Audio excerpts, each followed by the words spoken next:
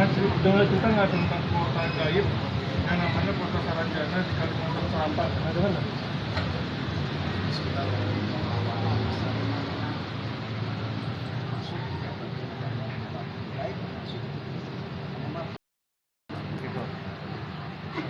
Bismillahirrahmanirrahim.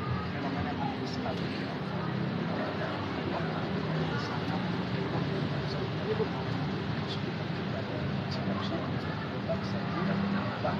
yang dikatakan Saranjana itu berada di Kalimantan. Jadi salah satu kota yang memang berisi gaib, bangsa jin, alien dan sebagainya itu bisa jadi menduduki kota tersebut. Ini artinya luar nalar. Artinya bicara di luar nalar adalah butuh keimanan kepada Allah Subhanahu wa Ta'ala yang sangat besar.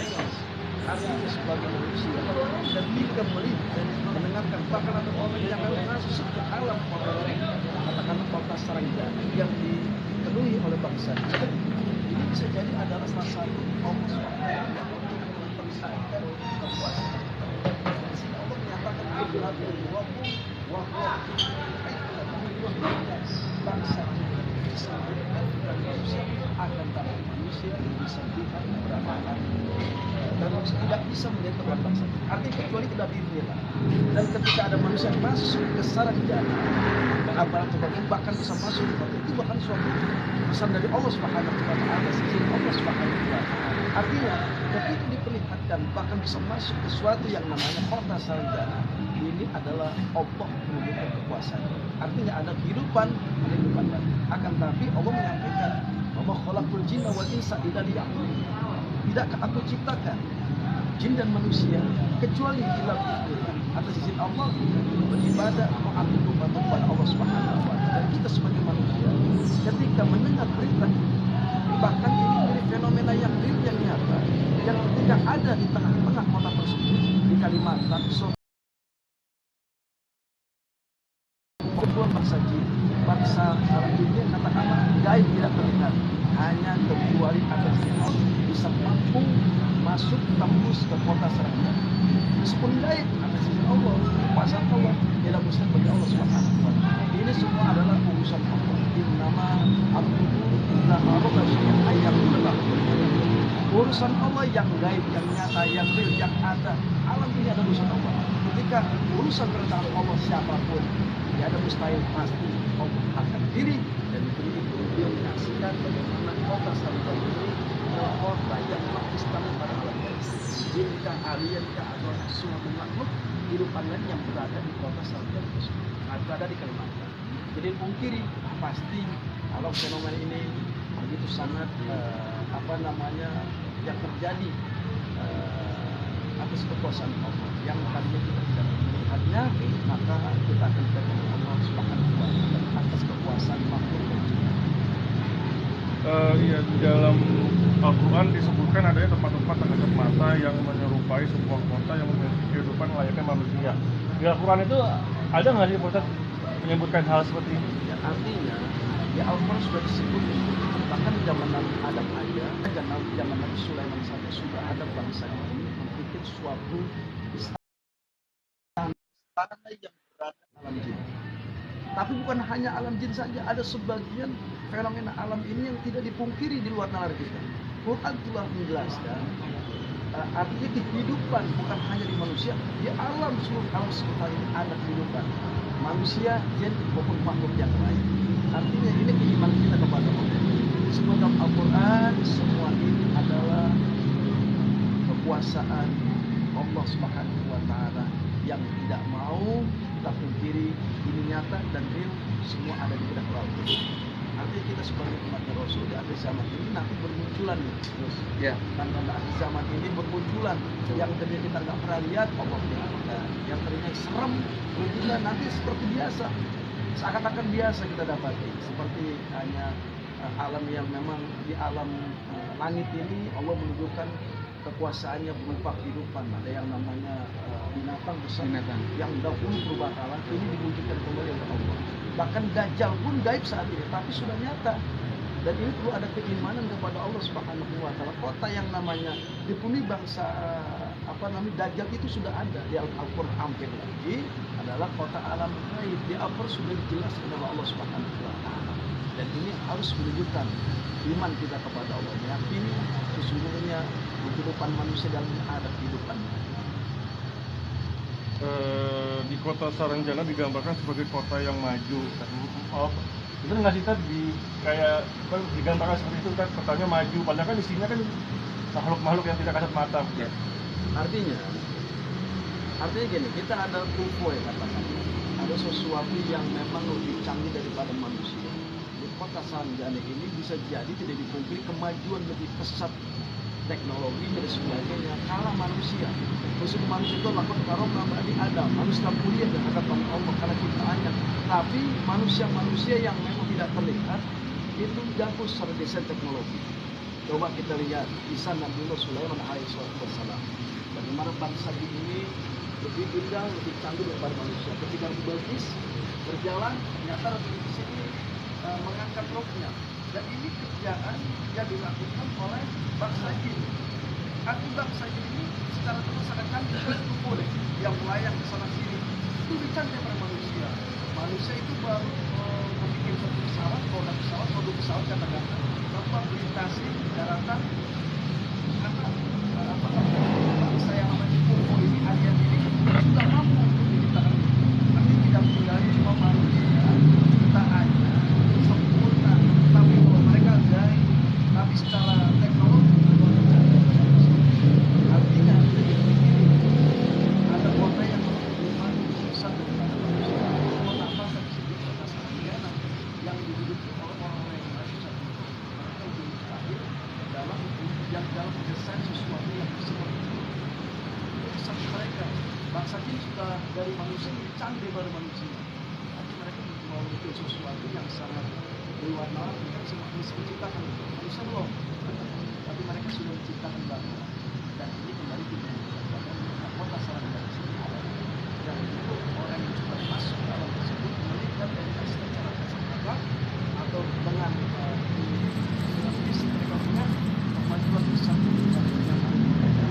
Seperti itu berbeda dengan kita atau kita dan sebagainya.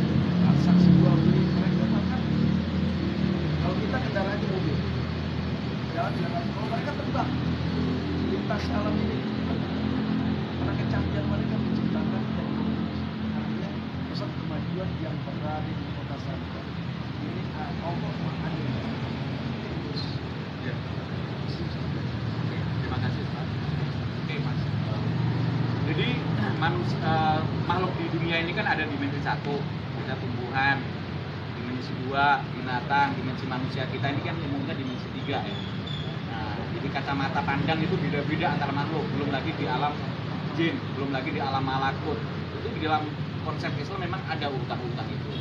Nah, ini pernah, jangankan Saranjana, ini sudah ratusan tahun sudah diteliti oleh Kanjeng Sunan Kalijaga. Di dalam salah satu kidungnya beliau menemukan ini di luar yang di Jawa ya, 197 kerajaan jin di tanah Jawa di salah satu kidungnya Sunan Kalijaga.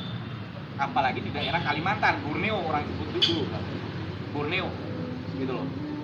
Kenapa mesti di sini dulu di titik timur yaitu Nusantara ini banyak kerajaan-kerajaan jin seperti itu? Satu, karena memang ini ada negeri titik api. Selain negeri timur, bagian daripada terbitnya matahari, ya, negeri dari timur, ya, dan lain sebagainya. Maka tadi benar Ustaz yang katakan, ini semakin lama semakin mendekati akhir zaman ini, Dajjal memang salah satu pendukungnya ya setan-setan dari lautan segala macam. Tentunya kita nggak mengeneralisir semua jin pengikut Dajjal kan, ada jin yang mukmin tentunya kan gitu.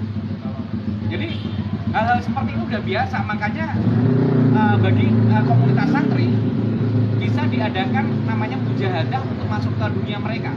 Memang kerajaannya maju segala macam. Makanya di dalam piramida Mesir segala macam kan ada ukiran-ukiran yang misterius, ada lambang helikopter segala macam. Lalu itu zaman dulu kala. Ya. Nah, itu dari mana? Apakah itu irisan dari bangsa jin yang waktu itu berdampingan dengan manusia atau bagaimana? Itu kan belum terjawab. Kenapa di piramida Mesir ada gambar helikopter segala macam, ada kapal selam segala macam. Nah, inilah yang mungkin bisa kita eksplorasi bareng-bareng kalau dari komunitas santri mujahadah wirid dalam rangka untuk menambah rasa iman kita kepada Allah lewat masuk alam yang namanya dimensi alam goib kan gitu. Itu menurut saya.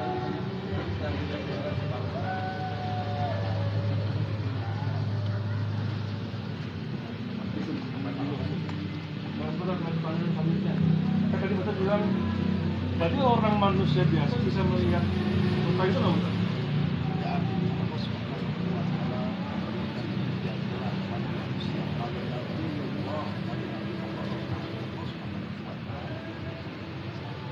Manusia sesuatu yang orang wali yang bisa masuk ke alam sebelum bisa melihat, bahkan bisa menduduki kota tersebut karena kemampuan mereka ini. Karena manusia kalau sudah mengalahkan sahabat dari nafsu yang tenang, nafsu yang dikatakan oleh bisa mengalahkan syahwat, otomatis seluruh alam ini mampu untuk mendistribusi saja. Tadinya dia tidak pernah lihat karena kewalian karomah yang Allah berikan kepada dia mampu untuk artinya seorang wali Allah Subhanahu wa Ta'ala. Ya, mereka keuntungan yang biasa yang memang Allah berikan hadiah dari Allah Subhanahu wa Ta'ala. Artinya disinilah kehebatan manusia. Ketika dia mengalahkan syahwatnya, dia mengalahkan serakahnya, lalu ada syahwat yang tenang, jiwa yang tenang, itulah dia bisa mampu memasuki dimensi lain. Dan inilah lagi atas di Allah Subhanahu wa Ta'ala. Dari Allah mengatakan, "Inna fi khalqis samawati wa ikhtilafil laili wan nahar la ayatin lil mu'minin." Artinya, Allah menciptakan langit dan bumi, tapi perlu ada tatanan kepada manusia. Dan ilmu manusia, mampu nggak manusia untuk menembus alam dimensi tersebut yang Allah ciptakan langit dan bumi? Tapi bagi orang-orang yang berpikir, siapa orang berpikir itu manusia. Dengan akalnya dia mampu merobos alam dimensi lain. Karena ilmunya, karena syahwatnya, dengan tenang jiwanya dia bisa mampu otomatis apa yang diinginkan. Kalau sudah hati tenang, jiwa tenang, bisa menemukan apa yang akan jangan mustahil. Semua itu pasti asbab dan akibat dari iman dan karena takwa karena kewaruannya arti yang tenang otomatis Allah aja itu Allah akan berkuasaannya.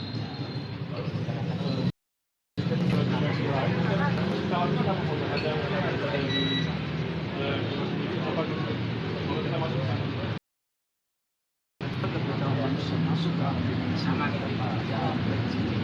ya, tapi perlu adanya tata cara yang perlu dimana ketika kuat agar kita tidak disebutkan Allah Subhanahu wa Ta'ala. Caranya bagaimana? Dengan ilmunya dimiliki. Kenapa? Ini adalah suatu tantangan kepada manusia. Manusia berzikir kepada Allah Subhanahu wa Ta'ala. Orang yang berzikir kepada Allah, fadkuruni azkurkum. Karena siapa ingat aku ingat kepadamu. Ketika masuk kalau itu karena zikir kepada Allah, karena sholat kepada Rasulullah, maka itu salah satu poin apa? Kita masuk ke dimensi tersebut sudah dibentengi, sudah dijaga, diselamatkan, dan bukan hanya diselamatkan oleh Allah Subhanahu wa Ta'ala, tetapi menjadi dan kuasa Allah yang mana kita mungkin inilah kehebatan Allah Subhanahu wa Ta'ala. Oke, dan saya menambahi. Sebenarnya cara-cara yang ini sebenarnya bisa yang kita lakukan tiap hari sebenarnya. Cuman kita harus memperdalamnya itu. Ada sebuah kaidah dari para ulama, sebagian mengatakan ini hadis, yaitu as-sholatu mi'rajul mu'min. Sholat itu adalah mi'rajnya orang mukmin. Jadi langit ke-1 sampai ke langit ke-7 ini lebih daripada sarjana. Bagaimana Kanjeng Nabi melihat ketemu dengan Nabi A, Nabi B sampai ketemu dengan alam malaikat, ketemu alam surga, neraka, ini lebih daripada alam sarjana. Sebenarnya dengan tata cara sholat yang benar, makanya kami berdua kemarin menyampaikan apa itu cara sampai ke balik rohani, bukan hanya balik jasad.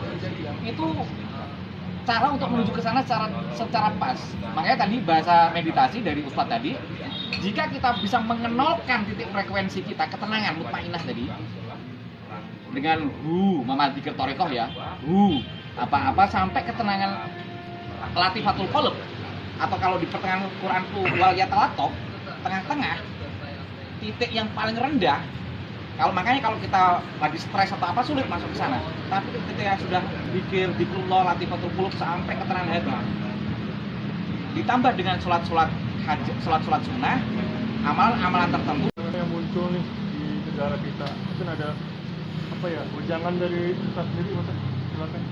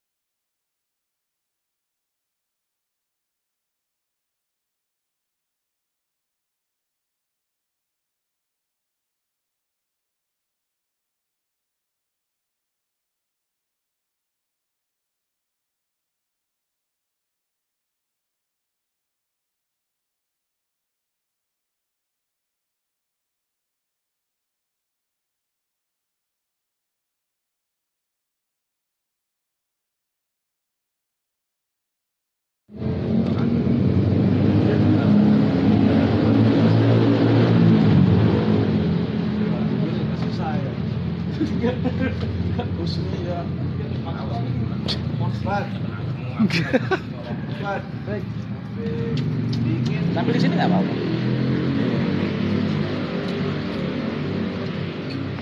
Ini kenalin, ini sutradara pemburu hantu dulu yang fenomenal, Gus Ali Rahman. Dulu di LaTV.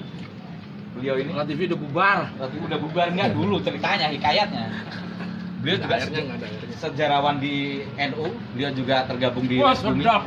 Jadi promosi ini Lembaga Seni Budaya Muslimin Indonesia, beliau ini salah satunya. dulu, sekarang udah enggak. Iya, tapi kan masih bergiat di dunia itu. Ibang Jeng memiliki apa? Konten yang bernama Jejak Lakon. Dulu, saya makan. Kenal nyari dulu. Nih, Di sini aja dulu. iya di Di sini. Ini. Nggak, sini. Ini Gus.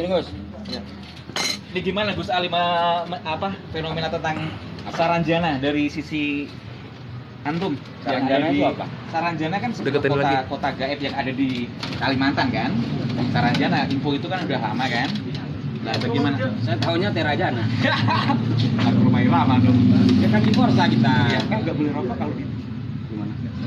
Oh, titik ya.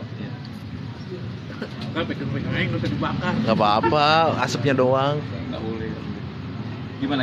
Gus Ali Rahman sebagai pemerhati metafisika. Banyak.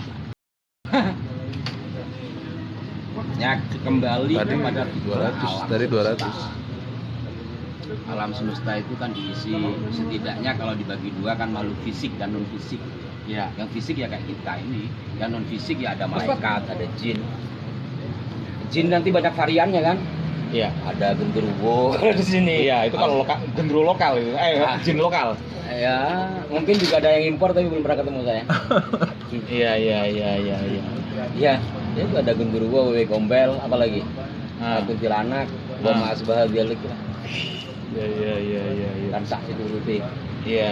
Ya maka ketika alam semesta diisi oleh dua setidaknya ya, kalau kita bicara jenis dari fisik non fisik ya sudah pasti ada dong sistem kekuasaan dari non fisik itu, terutama dari bangsa jin, karena memang jin adalah sama juga kayak manusia, berimannya juga wajib kan manusia. Iya, tidak diciptakan jin dan manusia, wa makhlukul jinna wal insa. Iya. Cuman sampai sekarang saya nggak tahu apakah jin itu punya pabrik tekstil atau enggak gitu. Oh gitu. Masalahnya kan mereka nggak pernah telanjang ya. Iya. Cuman gini Gus Ali, saya punya mantra kuno, yaitu Allah anurunake jalma manungso, ini bahasa Jawa ya. Allah anurunake jalma manungso satu kewan didemit peri lewangan lembut sing lor sing kidul sing wetan kulon. Ya, Allah menurunkan jalma manungso, bangsa manusia, jin, perewangan segala macam, yang timur, yang barat, yang tenggara, selatan. Podo nuruto, pada ikutlah, turutan saujarku, ikutlah seucapku, puteran sakarepku, ikuti kemauanku.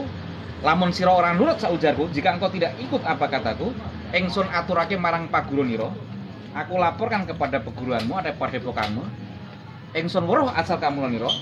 Terus dihubungkan dengan surat Al-An'am ayat 1 sampai 3. Alhamdulillahilladzi khalaqas samawati wal ardh wa ja'ala dhulumati wan nur sampai ya'lamu sirakum wa jahrakum wa ya'lamu maktasibun. Ini dinisbahkan kepada Kanjeng Nabiullah Sulaiman bin Daud alaihi wassalam. Jadi kenapa sih? Ini pengalaman pribadi praktisi ya Gus Ali ya, dari teman-teman segala macam. Kenapa kalau dinisbahkan Kanjeng Nabi Sulaiman kok ketakutannya sampai sekarang gitu mereka itu? Yang takut siapa? Bangsa jin yang fasik. Oh ya, Kalau dinisbahkan ke Nabi Sulaiman sampai sekarang, eranya kan udah sekian abad dari Kanjeng Nabi Sulaiman bin Daud alaihi wassalam. Gimana Gus Ali? Ya, kita sama lah kayak di sini juga ya, sama kayak manusia juga sama kan. Ketika seseorang dinisbahkan kepada jenderal gitu, itu sama kan. Gitu ya. Dan kita tahu Nabi Sulaiman adalah salah satu nabi yang memiliki kelebihan, diantaranya menguasai bangsa jin. Iya. Dan tentu beliau juga Ustaz. yang dikatakan memiliki banyak pasukan dari bangsa jin. Maka bisa saja, bahkan ada ya, saya pernah juga diijazai oleh seorang kiai ketika orang kesurupan bandel, kamu sebut nama ini. Oh iya. Dan nama itu ternyata kalau sekarang itu katib amnya Nabi Sulaiman dari Oh bangsa iya. jin. Asif ya. Saya tidak Asif. Kok sampean tahu? Saya nggak mau sebut, karena ada teman saya namanya Asep. Oh gitu. Itu Asif, itu beda lagi itu Gus Ali. Oke. Makasih Gus Ali. Jadi memang pemirsa Gus Irfan Lusi _official. Ini kalau channel beliau adalah arah 9 channel ya, arah 9 channel beliau, sahabat saya ini. Jadi pengen yang mau memahami sejarah, keris segala macam dengan lihat channel beliau, arah 9 channel, kan gitu ya. Jadi pemirsa Wusi, jadi kembali kepada tadi, ternyata keramatnya atau haibahnya atau wibawanya Kanjeng Nabi Sulaiman bin Daud alaihi wassalam luar biasa. Sampai-sampai Kanjeng Nabi kan pernah dawuh ketika digoda dalam sholatnya oleh jin ya. Sebagian pola itu mengatakan itu wakila itu efret atau begitu. Seandainya aku tidak segan dengan saudaraku Sulaiman, maka aku akan ikat itu jin itu di tengah-tengah kota Madinah. Tapi yang jadi pertanyaan, untuk jadi mainan anak-anak kecil. Nah, apakah ini berkorelasi? Kenapa anak kecil bukan anak orang dewasa? Apakah ini berkaitan dengan cerita-cerita orang-orang tua kita dulu? Kalau anak kecil, apalagi yang belum balik, itu kadang-kadang kalau lihat pencuri kan bisa lewat kukunya anak kecil, sarananya. Redaksi Nabi ini bisa menjadi penelitian. Kenapa statement terjemahannya itu Nabi, jika aku akan ikat di tengah-tengah kota Madinah, biar untuk jadi mainan anak-anak kota Madinah.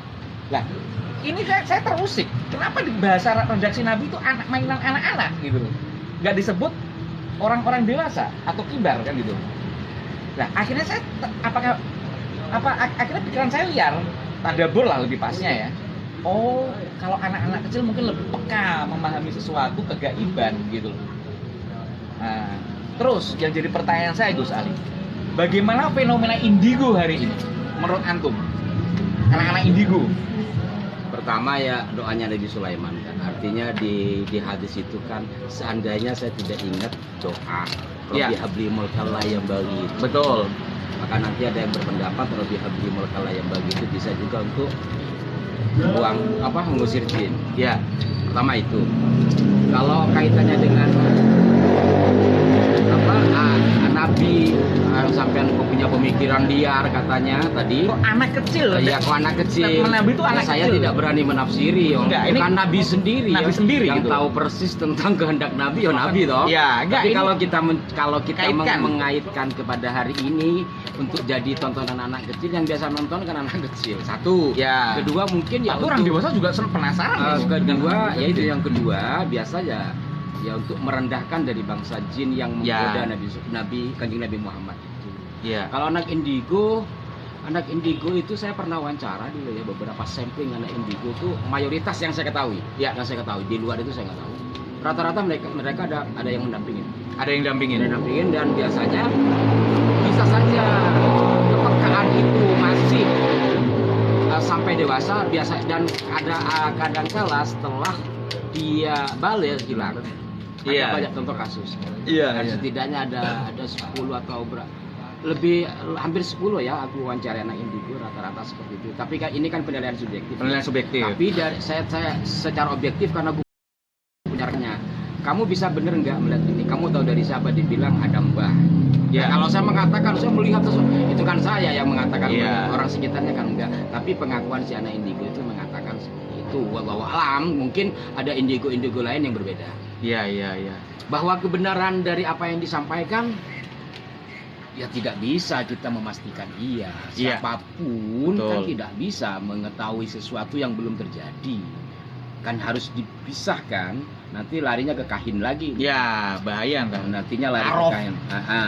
Arofan. Masuknya ke kahin karena mengetahui sesuatu yang akan terjadi, Iya. itu kahin. Ah. Arof itu yang sesudah. Iya. Sok tahu alam goib. Ya, lebih ke arah sana. Berbeda umpamanya kayak orang-orang yang setingkat wali barangkali ya. Ya. Saya katakan barangkali kan la ya'riful wali lalu wali. Betul. Tapi dari kehidupan sehari-hari kita tahu bahwa dia tidak hubung dunia ketika dia mengatakan sesuatu. Ya. Biasanya isyarah. Ya. Ketika isyarah itu kan tidak setiap waktu. Tapi kalau yang sifatnya kahenah tadi itu Iya. kan setiap ditanyain dia jawab. Iya. Bahkan buka podcast. Buka podcast. Jret, ini alam ini, Iya. jret, alam ini. Itu kahin, Kahin jatuhnya. tapi dilalahnya yang kayak gitu tuh diminati, tidak Iya. Deteksi kodam. Wah, kan tidak, bilang ya kan. apa namanya tidak dikatakan sebagai dukun yang menyesatkan. Iya. Itu malah kadangkala itu menjadi sesuatu yang wow gitu. Makanya ini zaman kan terbalik Gus Ali kan. Makanya kemarin saya mencoba untuk sedikit mengedukasi ala saya lah. Ya khodam tertinggi itu kan malaikat. Dan untuk mencapai khodam malaikat kan nggak mudah gitu. Khususnya malaikat yang memang menjaga dalam artian menjaga khusus ya, bukan malaikat secara mainstream roket atlet kan gitu loh. Iya, tapi walaupun bahasa khodam sendiri kan tanda tanya. Tanda tanya. Kan tanda petik. Itu pembantu kan gitu. Iya, peristilahan yang umum. Iya, sebagaimana kan Sayyidina Umar ketika diajari tentang ritual adzan memanggil sholat kan, waktu itu kan masih ada permusyawaratan di antara para sahabat, bahkan Nabi sendiri cara memanggil sholat kan salah satunya diajari malaikat di dalam lewat mimpinya kan, antara Sayyidina Abdullah bin Zaid dan Sayyidina Umar bin Khattab, dan mimpinya itu sama ketika mendengar Bilal bin Rabah adzan. Oh, kok seperti yang diajarkan pada kami berdua gitu. Itulah yang makanya kalau mau sekarang sehari ini gandrung dengan deteksi khodam yang kata Gus Ali, bukan kata Gus Ali, saya juga mendukung, itu memang lebih pas presisinya ke kahin atau kuhana tadi atau dukun, itu sekarang malah viral gitu. Makanya kita untuk bagaimana mencerdaskan spiritual ya kembalilah ke khodam yang betul-betul yang tidak merugikan kita, yaitu khodam malaikat gitu loh. Makanya tadi juga waktu wawancara tadi saya singgung Gus Ali, bukankah kalau kita mau masuk dimensi itu kan ada hal-hal yang sudah kita lakukan tiap hari, yaitu ada kaidah, sebagian mengatakan hadis tapi itu kaidah pernyataan para ulama, as-sholatu mi'rajul mukmin kan gitu, yaitu sholat itu mi'rajnya orang-orang mukmin atau keajaiban masuk mi'rajnya orang-orang mukmin tadi. Di situ kan ketika mi'raj Kanjeng Nabi melihat alam malaikat, melihat alam, bahkan alam surga, alam neraka segala macam, apalagi sekedar saranjana gitu. Tapi sholat yang bagaimana dulu kan gitu, sholat yang bagaimana dulu. Ya intinya ketika kita bicara yang sifatnya non fisik atau imateri ya, kita tidak bisa memastikan. Ya. Kenapa? Karena memang sudah jelas beliau-beliau dari makhluk materi itu kan jin yang memang tidak terlihat oleh indrawi secara lahiriah, maka sifatnya pun pasti subjektivitas. Untuk memastikan iya total ya rasanya jauh. Iya. Jangankan yang sifatnya hanya artinya terlihat dengan mata batin, yang lahir aja kayak kita sekarang kumpul nih, ketika pulang masing-masing ditanyain kan pulang ketemu siapa tadi, oh ketemu Ustadz, satunya lagi, pasti berbeda-beda pandangan. Betul. Maka ini yang alam lahir ya alam nyata, apalagi yang alam kemudian dalam istilah kita disebut gaib. Ya. Ini ketika bicara gaib ini adalah peristilahan bahasa Indonesia. Ya harus harus dipilah nanti karena nanti ada yang protes bicara gaib dalam konteks bahasa Indonesia itu adalah sesuatu yang tak terlihat, termasuk di antaranya jin itu kan disebut makhluk gaib. Nah ketika bicara gaib atau imateri mungkin lebih tepat, ya tidak bisa kita memastikan. Andai pun ada yang memiliki pendapat, itu menurut saya adalah subjektivitas penglihatan dan pemikiran seseorang. Karena yang lahir saja masih subjektif. Betul Gus Ali. Iya. Oke, menarik sekali Gus Ali. Saya tadi punya pertanyaan, lebih pasnya pertanyaan. Jadi apa ya tadi? Lupa sempat terlintas tadi. Enggak, Gus, ada yang nanya ini siapa nih katanya. Oh, ini Gus Ali Rahman. Beliau yang pernah ketemu Ketua Dewan Fatwa MUI. Biar Gus aja yang ngomong. Oh ya, Gus Ali enggak, saya yang jelasin, lebih enak etika saya yang jelasin. Oke, saya suka. Beliau Gus Ali Rahman. Ini adalah sahabat saya dulu ketika saya 10 tahun di Pagar Nusa NU. Ini sahabat saya. Beliau juga sejarawan di NU. Di Les Bumi dulu pernah di Les Bumi ya, Gus Ali. Lembaga Seni Budaya Muslimin Indonesia di Les Bumi Pusat. Ini juga emang fak di bidang sejarah. Termasuk pertama kali yang membongkar apa sejarah dukun. Apakah sama dengan kahin? Inilah orangnya. Inilah dulu yang saya dulu anti kata dukun. Akhirnya saya diajarkan sejarah secara benar. Oh, dukun itu apakah sama dengan kahin? Inilah orangnya yang mengadakan penelitian sejak tahun 2000. Termasuk beliau berhasil menemukan literasi khasanah di dunia pesantren, khususnya pondok pesantren Termas Pacitan Jawa Timur. Ternyata kata kahin itu artinya tukang bedek, juru bedek, juru tebak, segala macam. Nah, inilah orangnya. Ini coba bisa nonton di channel beliau, sahabat saya itu di Arah 9 channel ya. Coba Gus Ali tentang sejarah dukun. Aku akhirnya terpengaruh antum, aku akhirnya membela dukun yang tidak melanggar syariat seperti dukun pengantin. Kan gitu. Kayak kemarin anak presiden kan nikah juga pakai adat Jawa, pakai 7 sumber keramat segala macam. Ini yang mempengaruhi saya nih. Beliau ini memberi virus yang baik. Dukun yang tidak melanggar syariat. Ini rujukan saya ini. Gus Ali Rahman. Gimana Gus Ali? Kenapa harus dukun sih yang tidak melanggar syariat? Iya kan Orang yang bukan dukun banyak yang melanggar syariat. Masyarakat orang Indonesia kan harus diedukasi secara hulu dan hilir Gus Ali. Coba sejarahnya antum tentang dukun, sejarahnya gimana? Ketika kamus lewat kamus Inggris Melayu segala macam itu, Thomas Bowley segala macam. Ya pada intinya saya pencinta bahasa Indonesia karena saya bersyukur kepada Allah bahwa bangsa Indonesia akhirnya memiliki bahasa resmi yang kemudian disebut bahasa Indonesia. Walaupun berakar atau bahasa ibu bahasa Indonesia itu adalah bahasa Melayu, tapi kan ada perbedaan banyak dari bahasa Melayu, dari pola ucap dan sebagainya. Sebagai bentuk syukur saya kepada Allah yang dianugerahi bahasa Indonesia, maka saya wajib mensyukuri bahasa itu dan haram bagi saya untuk menghina satu kosakata, apalagi merendahkan, dan apalagi apa peristilahan kata itu menyangkut sebuah profesi. Dukun itu adalah profesi yang ada di negeri ini sejak orang milenial belum lahir. Sejak Indonesia belum merdeka sudah ada dukun, terutama adalah dukun beranak. Disinilah jadi pertanyaan saya dari dulu, kenapa dukun itu menjadi jelek? Ternyata setelah saya mencoba cukup lama ya. Pertama saya menemukan literatur tentang kata dukun itu dari akar bahasa Melayu di daerah Belitung, daerah saya lupa namanya. Nama daerahnya Tempilang. Di Tempilang. Jadi di sana posisi dukun itu adalah orang yang memiliki keahlian khusus. Terus saya coba cari, kemudian menemukan hasil penelitian dari sejarawan Surakarta, dari Yayan Surakarta, dari akar kata awalnya apa dan seperti apa, yang kemudian dirusaklah oleh Belanda. Kata dukun itu sendiri, perusakan kata, ini kata dulu ya, perusakan kata dukun itu dibarengi pula dengan mendiskreditkan dukun-dukun beranak dengan anggapan tidak steril dan sebagainya. Maka kalau waktu saya mengatakan siapa yang membenci kata dukun hanya berarti dia antek-antek penjajah. Kenapa? Pertama, tidak mensyukuri nikmat Allah berupa bahasa, dan dari sejumlah bahasa yang ada satu kosakata namanya dukun yang disalahartikan, dan sampai orang yang berprofesi sebagai dukun pun malu untuk disebut dukun. Maka kemudian muncullah istilah praktisi supranatural, para psikologi, paranormal dan sebagainya. Itu karena apa? Sudah tidak mau menggunakan bahasanya sendiri. Padahal Allah sudah memberikan bahasa kepada kita. Kenapa kita tidak? Ini jangan-jangan menjadi bagian dari kufur nikmat berupa bahasa. Disinilah ketertarikan saya, karena memang ya saya lahir di dukun ya. Saya lahir di dukun bayi dulu. Dan bukan hanya karena itu, ini satu profesi yang ada di negeri ini terus disangkut paukan dengan profesi yang pernah ada di masa Nabi, yaitu kahin. Ternyata setelah kita buka kitab-kitab hadis tentang kahin, ternyata jauh banget ya. Setidaknya bisa ya, para ulama saja berbeda pendapat. Umum nanti kalau kita buka tafsir Jalaluddin Asyuti ya, umumnya dikatakan kahin itu adalah orang yang memiliki istilah sampean tadi itu khodam. Itu ditulis wali ya. Wali artinya teman dekat dari bangsa jin yang bisa mengintip rahasia di atas langit lah atau di Lauhul Mahfuz kemudian dibocorkan. Itu kahin.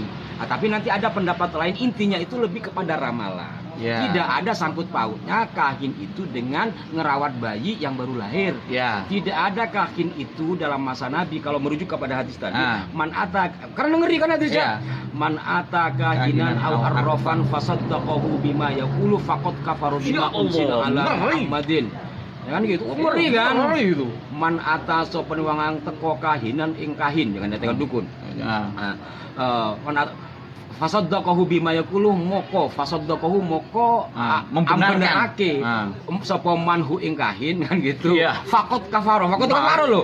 Moko teman-teman kafir bima unzila ala Muhammadin sallallahu alaihi wasallam, atas apa yang diturunkan. Kan berarti orang yang meyakini kepercayaan atas kahin fakot kafaro berarti kafir menurut hadis ini. Lah gimana kalau umpama di antara kita ada yang sakit jatuh bawa ke Cimande, teman saya itu ahli patah tulang dan pakai semua dukun patah tulang. Ya iyalah, dukun patah tulang. Ketika mempercayai kata dukun patah tulang, kamu begini-begini pulangnya bisa jadi kafir kalau menggunakan terminologi ini.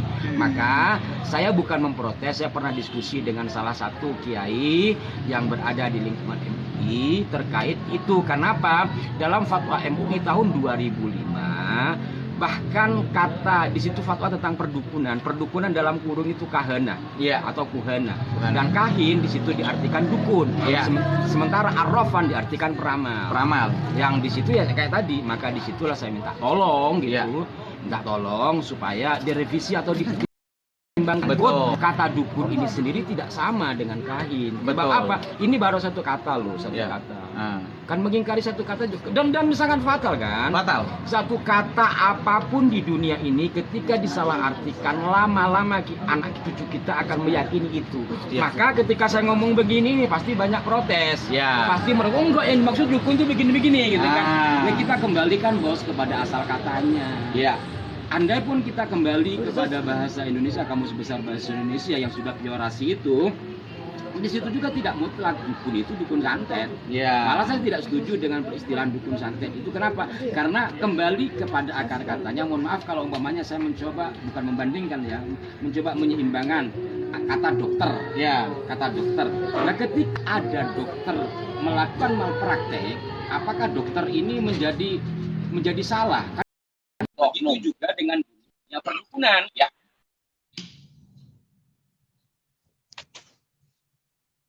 Semua kembali kepada apa asnul wahidnya lah ya. Atau ini mohon maaf polisi sekarang lagi heboh tentang seorang polisi diduga melakukan pembunuhan terhadap anak buahnya. Apakah semua polisi salah? Kan tidak, hanya oknum itu. Begitu juga di kalangan ulama. Belum lama heboh kan, ada mohon maaf ya, ini berita, tapi ini sudah berita bahwa ada salah satu anak pengasuh pesantren melakukan pelecehan seksual. Apakah kita akan mengatakan semua pengasuh pesantren sama? Artinya dalam setiap kebaikan hal wajar umpama ada penyimpangan, tapi jangan lantas bisa meratakan semua sama, sehingga kemudian digeneralisir dan dikristalkan semua dukun kesannya itu salah. Ya, nah di sini kemudian saya tidak puas dari situ karena ini kaitannya dengan agama. Ya, saya coba nyari literatur sebuah kitab teman-teman saya yang dulu lah, yang mondok zaman bengen gitu. Iya, zaman lama. Nah, kan di pondok itu ada namanya nyasak ya. Nyasak kitab itu tawi pakai mem gitu kan. Dan terus ketika di hadis berbicara tentang kahin, di situ beliau ini tulisannya itu jauh juru bade, dengar dari kiainya juru bade, pokoknya tukang tebak lah. Ya, bede. Jadi kata kahin di situ oleh kiai yang kemudian diikuti oleh santrinya itu adalah juru bade. Ya. Juru bede atau juru bede, juru ramal ya. Bagi yang nggak bisa bahasa Jawa, di literasi pesantren yang mengatakan kalimat kahin sesuai yang diucapkan Nabi itu diterjemahkan sebagai juru bede atau juru ramal. Nah, kalau sekarang mungkin bisa dikembangkan tarot ya. Ya tarot ya bisa juga masuk ke arah itu. Nah, karena nanti ada juga pendapat yang mengatakan kahin itu adalah pendapat itu banyak kan.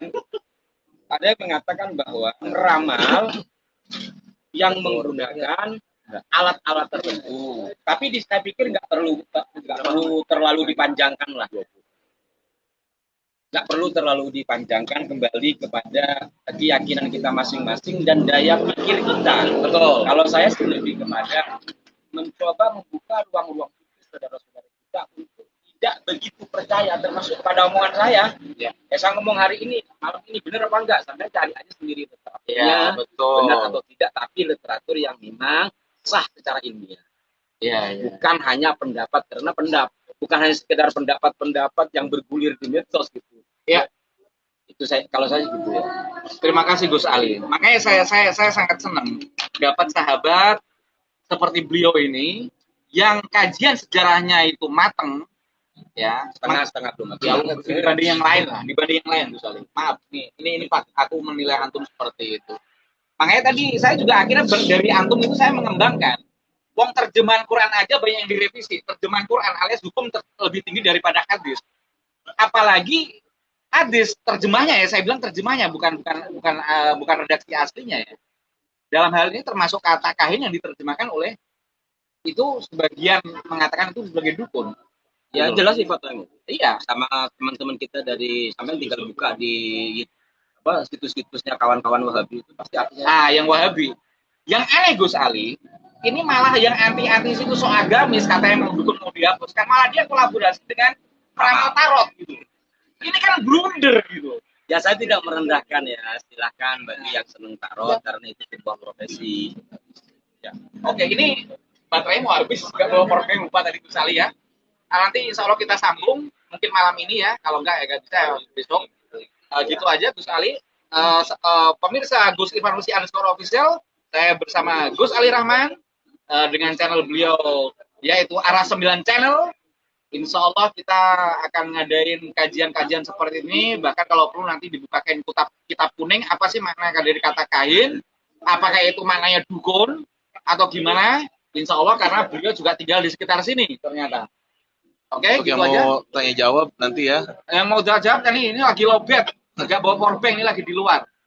Oke, ya nanti akan dibukain kitab kuning segala macam, termasuk sejarah dan lain sebagainya.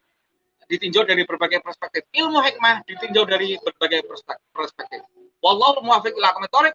Wassalamualaikum warahmatullahi taala wabarakatuh. Sifate wasi ilang ono dosa kang wis kelakon. Wassallallahu ala sayyidina Muhammad wa alihi wasallam. Powerbanknya apa? Baterainya bisa sekarang ada 2 ini. Awak siap.